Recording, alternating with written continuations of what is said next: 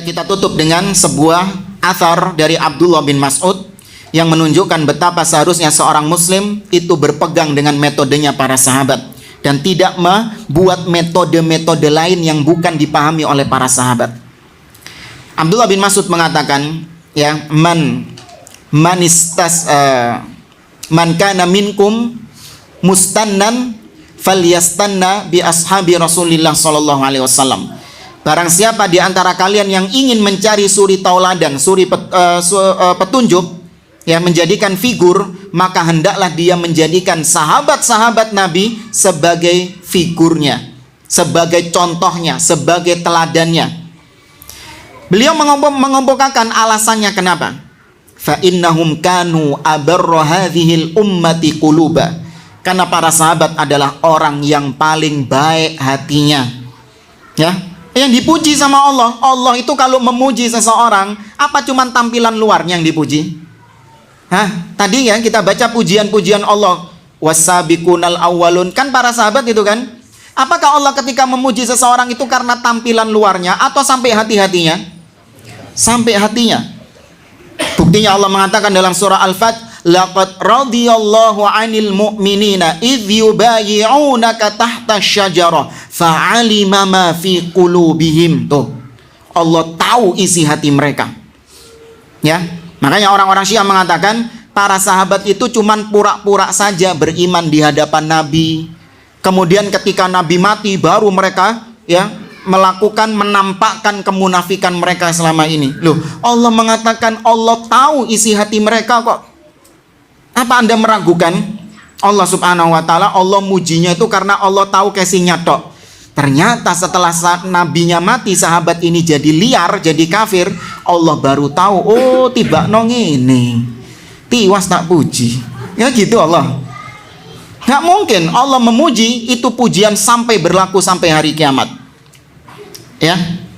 Kemudian kata Abdullah bin Mas'ud, fa innahum kanu abarra hadhil ummati quluba wa ahsanuhum halan. Mereka adalah orang-orang yang paling baik keadaan mereka.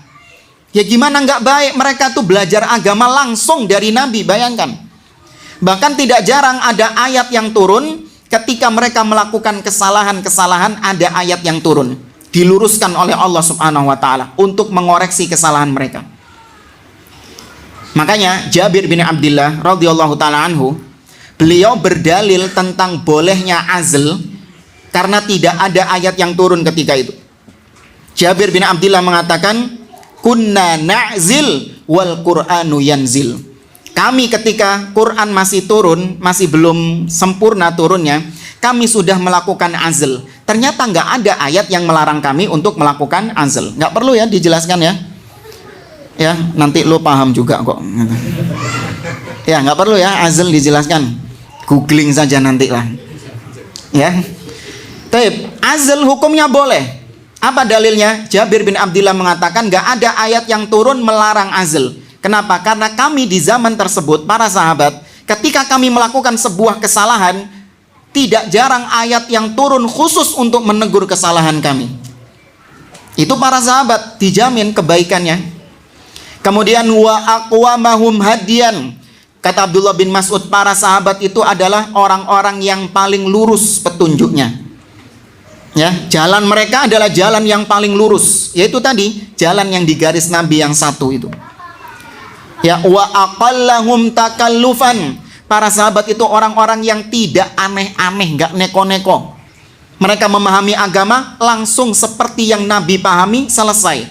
Tanpa harus ini ketika mendengar ayat tentang sifat, ya ditakwil ke sini, ditakwil ke sana, dengar PDW. Ini ketika mendengar ayat tentang sifat misalnya, wa yabqa wajhu rabbika dzul jalali wal ikram, maka kekalah wajah Tuhanmu yang memiliki kemuliaan dan keagungan. Wajah. Ini kalau ditetapkan wajah berarti ya kita berarti menyamakan Allah sama makhluk kalau gitu. Maka ini harus ditakwil. Tapi apa ya enaknya ya? Nggak gitu para sahabat.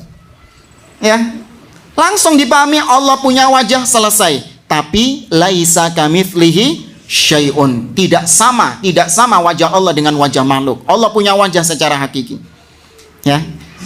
Maka para sahabat enak memahami agama, tidak terlalu berlebih-lebihan. Ya, puas dengan apa yang diajarkan Nabi kepada mereka, selesai. Tidak perlu improvisasi. Ya, tidak perlu perbaikan, tidak perlu adanya penambahan-penambahan, upgrade yang lain, enggak. Ya, makanya buat yang malas-malas ngaji biasanya alasannya gitu. Ngaji ini apa, bahas kitab tauhid, alas ngono-ngono tok Mas. Paling sing dibahas kok tauhid rububiyah, uluhiyah, asma wa sifat. Iya kan? Iya, is ngono-ngono tok. Lu terus ente mau apa baru gitu? Ente mau pembahasan yang mana yang baru? Bid'ah dong kalau kayak gitu. Ya memang ini para sahabat mencukupkan dengan apa yang dibawa Nabi, selesai, puas mereka. Ya, tidak perlu mereka menambah-nambah apa yang belum atau apa yang tidak diajarkan Nabi. Kemudian kata Abdullah bin Mas'ud, qaumun ikhtarahumullah li suhbati nabiyhi wa li iqamati dinihi. Para sahabat adalah sekelompok kaum yang memang sengaja dipilih oleh Allah untuk menemani nabinya dan untuk menegakkan agamanya.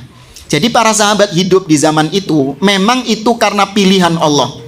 Allah tahu nih orang-orang cocok memang hidup di zaman Nabi, menemani Nabi, cocoknya memang Abu Bakar, Umar, Utsman, Ali, cocoknya mereka. Kalau kita yang hidup di zaman Nabi, kesian nabinya jamaah. Model-model kayak kita gini, kayak Ana, kayak Antung gini, hidup di zaman Nabi, wah, kesian nabinya. Nggak ada yang bantu. Ya, teriak, dikumandangkan azan, nggak ada yang datang. Disuruh untuk berjihad, nggak ada yang berangkat. Orang-orang seperti kita memang cocoknya hidup di zaman Islam yang sudah mapan seperti ini. Iya kan? Islam sekarang sudah apa? Sudah mapan, Masya Allah. Ya, sama ustadz-ustadz juga enak, Islam sudah mapan di zaman sekarang. Coba gimana dahulu dakwah di zaman Nabi SAW. Lihat bagaimana perjuangan Nabi di Taif. Berangkat sendiri jamaah, jalan kaki. Nggak ada yang ngundang kajian di sana, berangkat sendiri beliau. Kalau kita ngenteni diundang dhisik. Berangkat ke sana, sampai di sana diapain? Bukan cuman diberhentiin kajiannya, dilemparin batu. Kita cuman apa? Dibubarin tok itu. Kita cuman dibubarin tok. Nabi dilemparin batu. Pulang ke Mekah dalam keadaan berdarah-darah tuh. Kuat nggak dai-dai ya melakukan perjuangan dakwah seperti Nabi? Enggak. Allah tahu bagaimana keimanan kita, level keimanan kita memang cocoknya hidup di zaman Islam yang sudah mapan seperti ini. Ya, adapun Abu Bakar, Umar, Utsman dan para sahabat yang lain, memang keimanan mereka cocok hidup di zaman tersebut.